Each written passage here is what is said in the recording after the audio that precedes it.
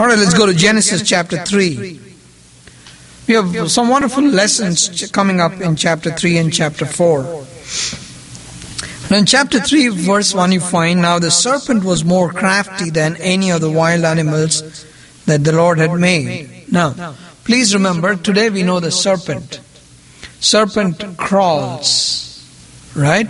It's a creeper. It's a creeping animal, a reptile.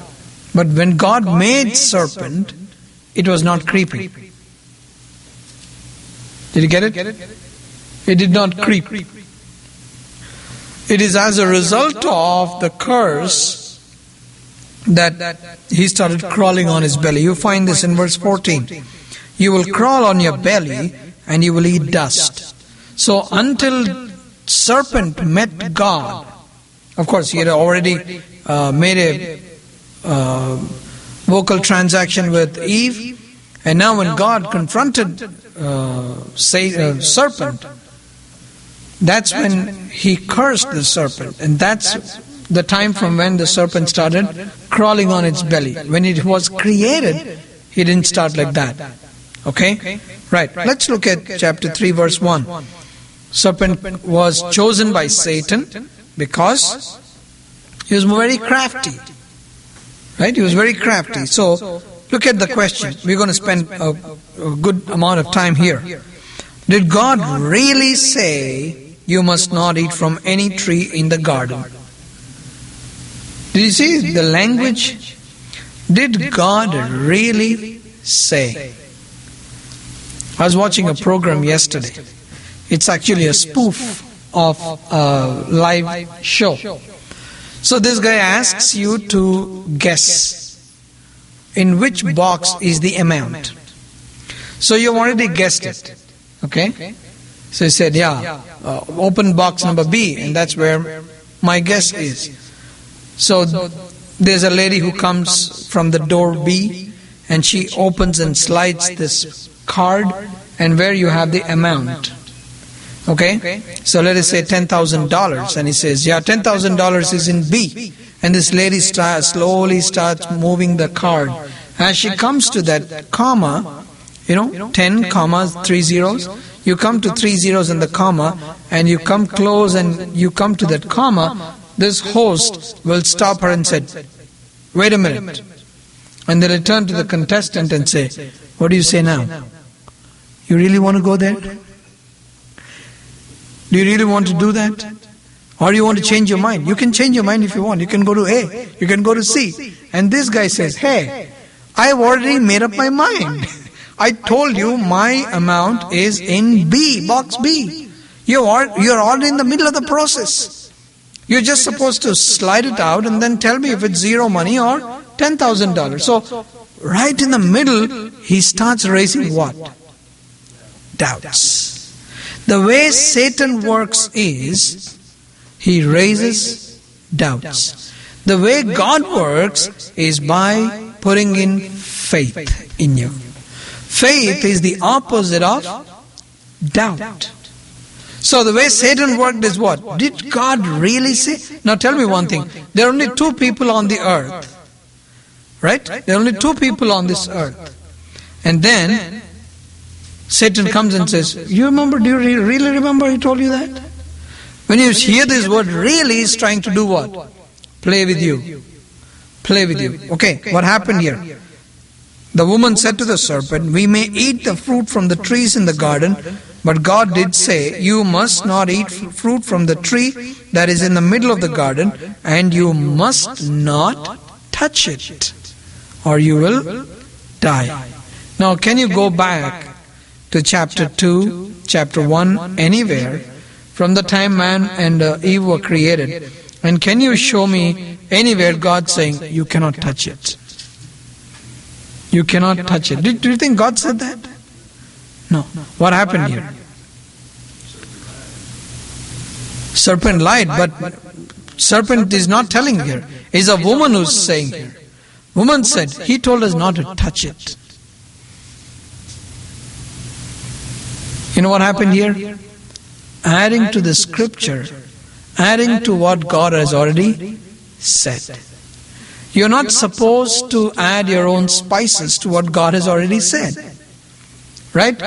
Revelation says, in the book of Revelation specifically, it says what? You shall not add anything to these words, nor you should take anything out of these words. What did the woman do? She added and said, God asked us not to touch it or you will die. Did God say you will die? Did God tell them that they will die if they eat that fruit? Yes, sure He did. He said, the day you will eat this fruit, you will surely die. Chapter 2, verse 17. When you eat of it, you will surely die. So what did Satan do? You will surely not die. Do you see how it comes exactly opposite? You will not die. Surely I tell you, you will not die. For God knows when you eat of it, your eyes will be open and you will be like God, knowing good and evil. So He says what? Let me tell you something.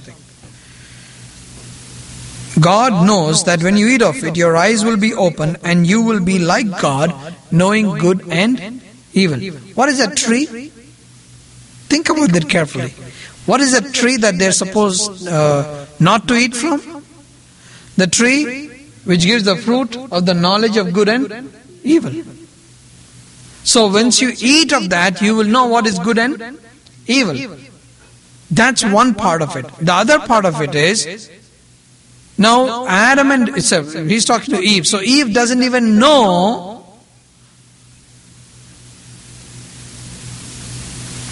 or doesn't even think that she wants to become like God. Because they are made in the likeness of God. What is Satan trying to do? He's saying, you know why God is stopping you from doing that? You know why God is stopping you from eating that? You'll become like Him.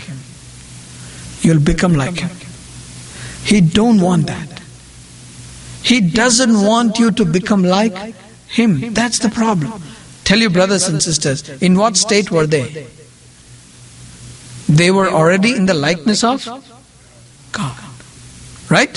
Man was man was created in the likeness of God. So Satan, when he came, let me talk from the Satan's point of view. Satan, when he came to Eve, he had to come with the strongest weapon. Because if he fails in his first attempt, he knows that he will fail forever.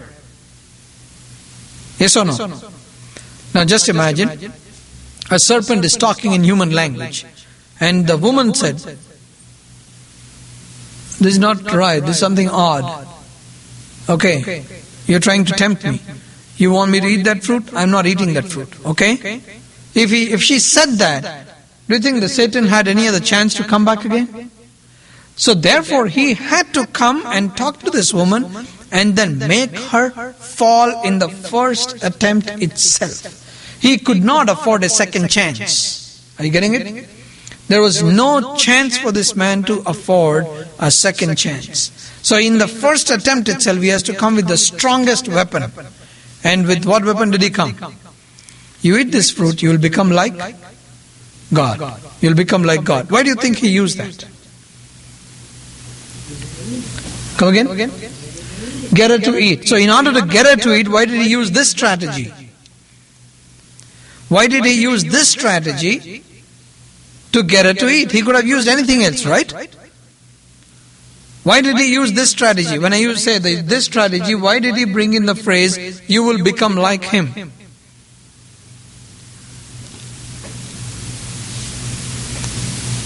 Why did he say, you will become like him? You know why? Because anybody who tries to become like God on his own, God will throw him down. This Satan had attempted the same thing. And he knows that God is a jealous God and he will throw you down. No matter who you are. Isaiah 42 verse 8. I am a God who has His glory, and I will not share my glory with anybody or any other idol. I will not give my glory to anybody else. So, when Satan knows what will make God jealous, he used the same strategy with woman. Did you get it? He fell down. Why do you think Satan fell down? Let's go back. Why do you think Satan fell down? He was the chief of the musicians. He was the archangel there, leading the music there. He was the worship leader there. What did he think in his mind? He said, I wish I got this worship. If I elevated my throne, if only I could elevate my throne. What do you think God did? Fellow, you're trying to take my position. Right? So I throw you down. So he knows that this will work. This idea will work. And therefore, he's trying the same thing on Eve. Worked. Right? What does it tell you? Satan knows you more than yourself. Satan knows you more than yourself. He's watching you. You are his enemy. He will try to topple you down at every place he can. Okay. So for God knows that when you eat of it, your eyes will be opened and you will be like God, knowing good and evil. Alright, so what did the woman say? Look at verse 6. When the woman saw that the fruit of the tree was good for food and pleasant to the eye, and also desirable for gaining wisdom, she took some and ate it. Now look at this. When the woman saw that the fruit of the tree was good for food and pleasing to the eye. Now, first thing when you see something, what do you say? What do you see? First it has to be appealing to the eye, and then it should be appealing to the taste. Right? Now look at verse 6. Her desire has become so much that her desire for the taste has overtaken her eyes. That's what you see here. Was good for food. How does she know that's good for food? That's what her mind is working. Good for food and pleasing to the eye. It should be actually what? Pleasing to the eye and good for food. It should be pleasing to the eye and then good for food. But she is she's fallen the trap, and therefore she wants what? Let me show you chapter 2 verse 9. Genesis 2:9. The trees that were pleasing to the eye and good for food. That's God's way of doing things, right? Pleasing to the eye